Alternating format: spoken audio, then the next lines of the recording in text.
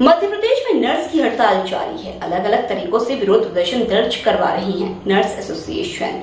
आज जेपी अस्पताल में नर्सों ने सद्बुद्धि यज्ञ कर दर्ज करवाया विरोध। लगातार 4 दिन से काम बंद हड़ताल पर है प्रदेश की 50,000 नर्स। हॉस्पिटल फिलहाल संविदा कर्मी नर्स और प्राइवेट हॉस्पिटल से नर्स बुलाकर काम कर रहे हैं। अस्पताल प्रबंधन का दावा, कोई काम नहीं टल रहा है। लगातार ऑपरेशन और अन्य काम जारी है। अस्पताल प्रबंधन ने की नर्स से अपील की हड़ताल से वापस आकर काम पर लौटे।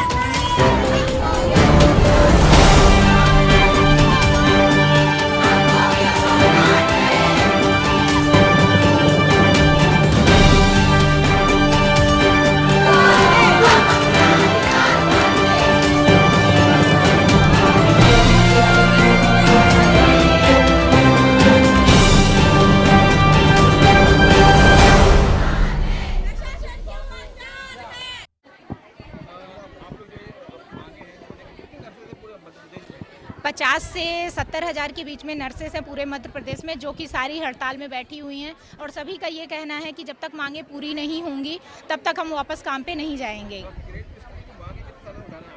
ये तो कई सालों से चल रहा है, लेकिन हमेशा से ये है कि किया जाएगा, आश्वासन दे करके टाल दिया जाता है कि अब इस बार कर देंगे, बात करेंगे, आगे बात बढ़ाई जाएगी, लेकिन आज तक कुछ भी निराकरण नहीं हुआ है। स्टेट में मिल रहा है। हम लोग अनिश्चितकालीन हड़ताल पे कंटिन्यू पे रहेंगे। यहाँ भोपाल में जो हैं 2000 नर्सेस हैं, जो कि सभी हड़ताल पे हैं, पूरे पीएससी, सीएससी, डिस्ट्रिक्ट सभी जगह से।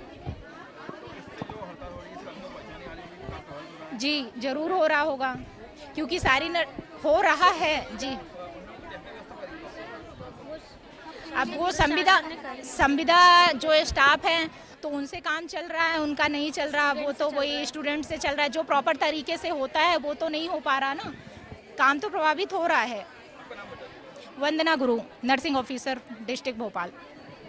मुख्य मांग जो है, हमें सहायक ग्रेड 2 का पद की वेतन जो चाहिए और जो दूसरे राज्यों में दे है, लेकिन हमारे मध्य प्रदेश में अभी तक हमको दिया नहीं गया है।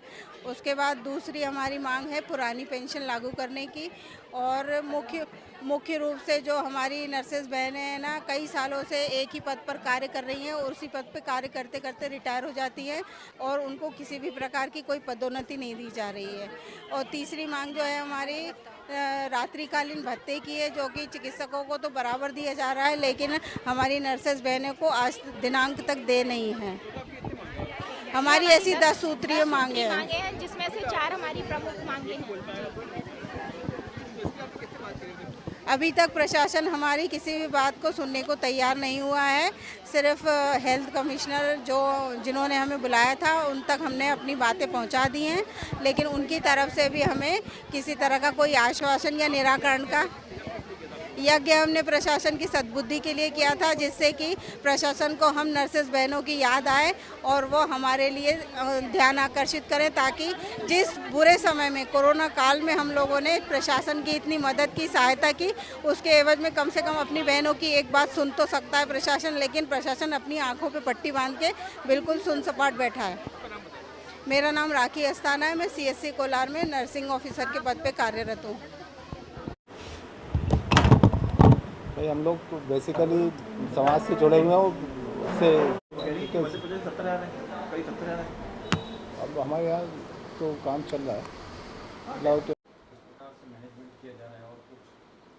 अभी हमारे यहाँ नर्सिंग ऑफिसर्स स्ट्राइक पे हैं और संविदा वाली नर्सिंग ऑफिसर स्ट्राइक पे नहीं है, तो व्यवस्था उनके द्वारा और जो प्राइवेट जगह से नर्सिंग ऑफिसर आए हैं तो व्यवस्था बनाई हुई है, तो कोई परेशानी नहीं है। कोई ऑपरेशन भी हो रहे हैं। आज ही मेरे ब्रदर का भी एक छोटा ऑपरेशन हुआ है, तो सब व्यवस्था बनी हुई है। ओटी में भी काम हो रहा है, इस तरह काम चल रहा है। और मेरी भी नर्सिंग ऑफिसर से समझाइश भी है और निवेदन भी है कि मरीजों के हित में वापस आएँ। बैठ के जो समस्या है बैठ के सुलझा सकते हैं, और ये स्ट्राइक इस तरह जाना उचित नहीं है। लेकिन नर्सिंग ऑफिसर्स का ये कहना है कि अगर उनकी मांग पूरी नहीं होती तो वो अनिश्चितकालीन हड़ताल पे जाएंगे। लगभग 100 के आसपास नर्सिंग ऑफिसर स्ट्राइक पे हैं अभी वहाँ। प्रशासन स्तर पर कोई बातचीत हुई कि नर्सें हड़ताल कर रही हैं, तो अब इसका मुझे मेरे नॉलेज में नहीं है। लेकिन नर्सें बात करें अनिश्चितकालीन हड़ताल की बात कर रही हैं कि उनकी मांगें पूरी नहीं होती तो हड़ताल पे जाएंगे अनिश्चितकालीन। ये तो उचित नहीं है, मरीजों के हित में भी उचित नहीं है। और जो मरीजों की सेवा के लिए हम लोग होते हैं, तो मरीजों के सेवा करना हम लोगों का धर्म है, तो ये उचित नहीं है। तो अगर ये हड़ताल नहीं रुकती तो इनके खिलाफ कार्रवाई करेंगे आप लोग? हाँ, जैसे भी जो नियमानुसार जो कार्रवाई होगी वो करी जाएगी।